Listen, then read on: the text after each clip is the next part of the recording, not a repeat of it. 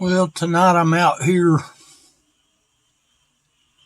bringing a message that I worked on. I guess it was last night, and I never recorded it. And I tried to find the notes that I wrote down, and I couldn't find the notes that I wrote down. So I came back tonight and wrote down the notes of what I could remember. And I'm hoping that the Lord will allow me to remember enough to bring a message that would be good. I'm going to be reading out of the book of Psalm, chapter 29. Psalm 29.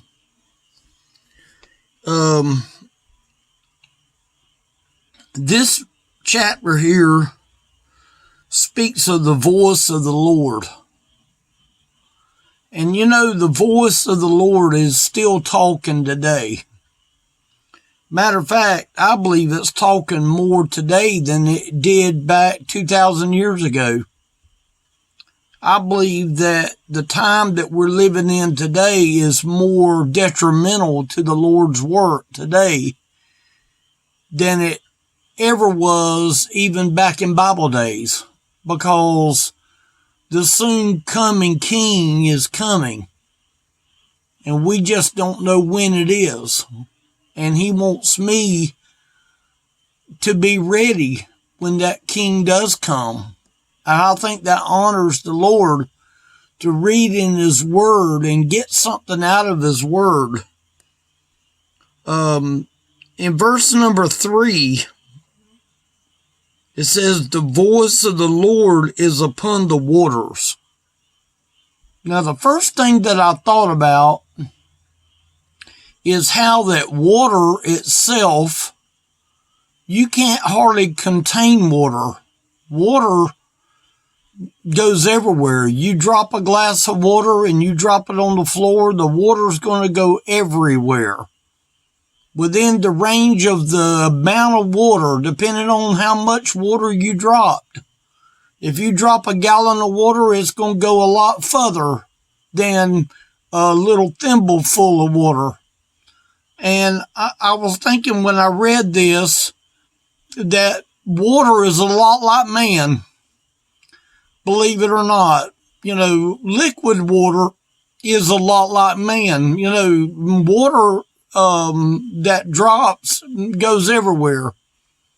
And, I believe water is a picture of how man is not contained, that water tends to go everywhere and man tends to be loose like water. Now, that might not make sense, but if you stop and think about it, where he says here in this verse, the voice of the Lord is upon the waters. Well, we know that it was upon the waters.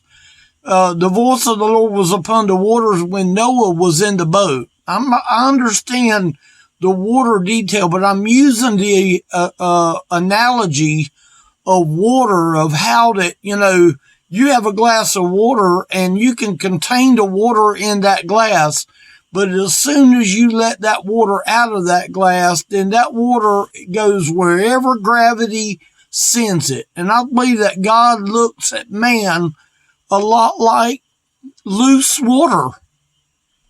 Let me go on.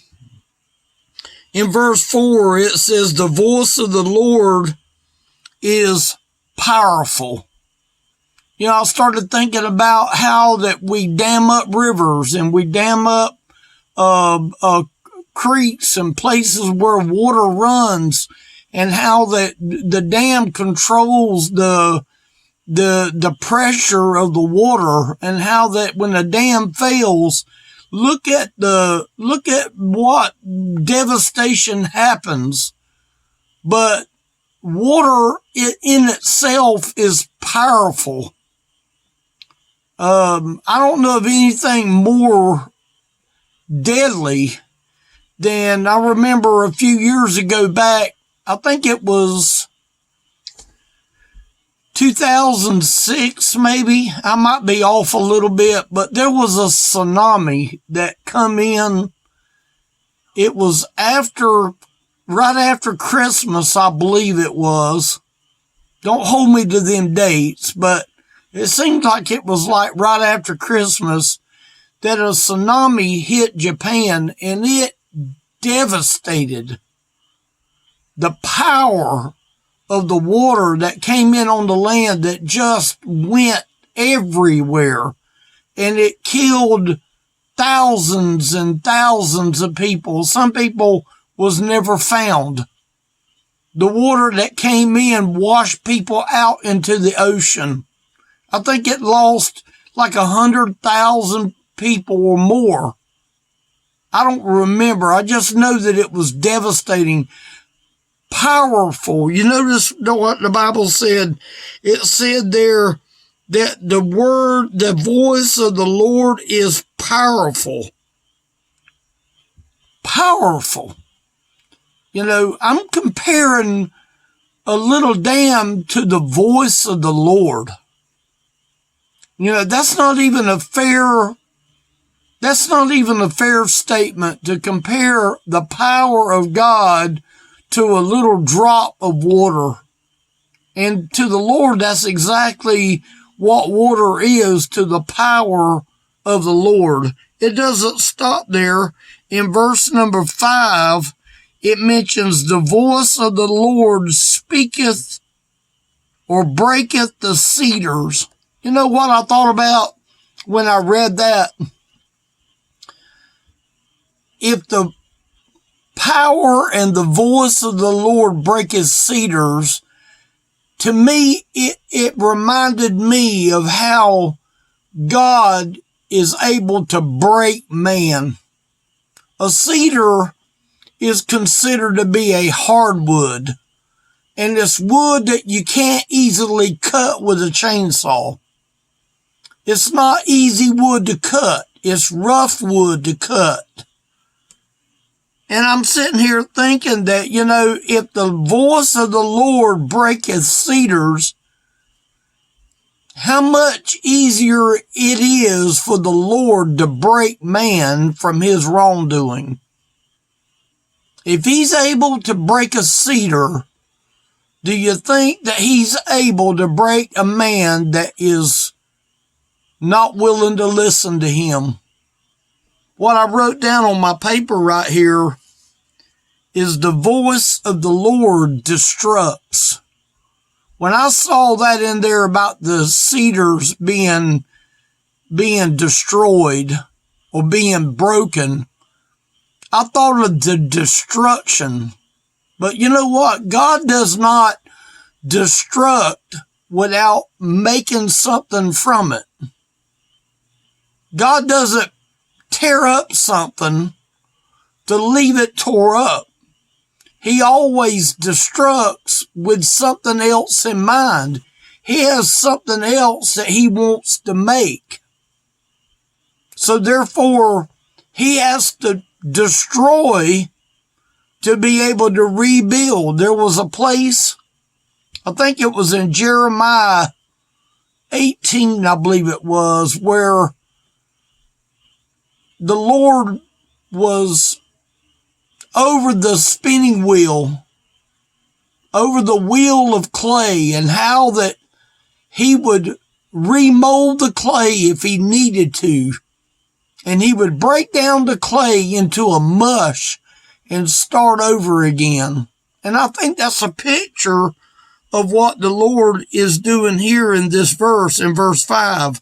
In verse 7, the Bible says that the voice of the Lord divideth the flames of fire. The voice of the Lord is in the fire. Go ask the man in Luke 16 if his body is in the fire. I mean, I can't even imagine that man in Luke 16 is listening to my message right now tonight. And God created the fire. He divides the flame of the fire that must mean that he must be over the fire in order for him to divide the fire. You know, the Bible talks about hell enlarges itself. I believe Isaiah chapter 5 and verse 12, I believe, talks about that hell enlarges itself. You know, that's an amazing thing, that even God is able to be over the fire as we know it. In verse number 8, the voice of the Lord shaketh the wilderness. How many people do you know that might be in the wilderness of being lost and without Jesus? And the voice of the Lord is able to shake. There's one place over in Hebrews that it talks about everything that remaineth, that can't be shaken, may remain. You know, God's job is to shake people into understanding the benefits of knowing the Lord. And that's what he's doing today in 2020, is he is shaking a lot of things. He is shaking a lot of things. And yet some people just sort of like blow it off like it ain't a big deal. He maketh life. If you look at verse 9, the voice of the Lord maketh the hinds to calve. He makes life. He's talking about an animal here. He made life. He's given life to every human being. But yet every human being doesn't know him. And does he want every human being to know him? Sure he does. Let me ask you a few questions, because I did write down a few questions. Is he talking to you? You know, the place of where we read tonight is about 6 verses. And each one of these verses started out with the voice of the Lord. The voice of the Lord. The voice of the Lord is still talking. All you got to do is open up your Bible and ask the Lord to give you a word or a voice. Now, will you hear an audible voice? Maybe not. But if you have your eyes open to the book and the Lord sees your hungry heart and he sees the desire that you have to eat on him and to understand him and to know him, I will guarantee you by the authority of my Bible that I've got in front of me that he will feed you. He will give you something to eat on if you really mean business and you really want to know. But if you're playing a game, if you're playing a joke with him, then he doesn't have to show you anything. Is he talking to you? You know what? When I found this, I wrote the notes down and couldn't find them. I felt led to come out here and to rewrite the notes and to do this message, because I don't know the impact that this message is going to have on people. I have no way of knowing. Are you listening to the voice of the Lord? Maybe you're not tuned in to me, but maybe you will go into Psalm 29 and read it for yourself. Now, a lot of people's going to go and say, well, now, Ken, you're taking that chapter out of context. You know what? I'm just trying to tell you what I got in it. I'm trying to let you know what I received from it. It might mean something totally different, but to me, it shows me the depravity of man in general. Are you listening? Are you hearing him? Are you hearing him? You know, we can listen, but are you hearing? You know, there's times I'll play with my grandson and I'll tell him, are you hearing me? Are you listening to me? Are you hearing what I'm saying? And I have to get his attention for him to listen to me, and not just listen to my words, but listen to my thought process. I have to get his attention. Are you hearing him?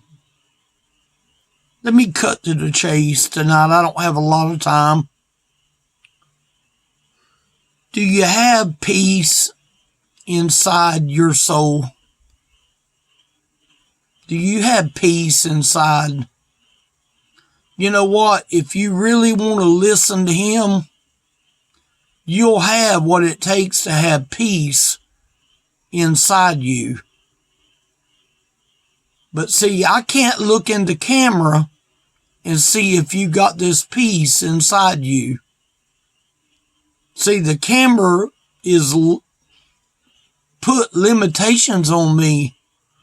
I can't look and see who this is going to help or who it's going to edify and build up.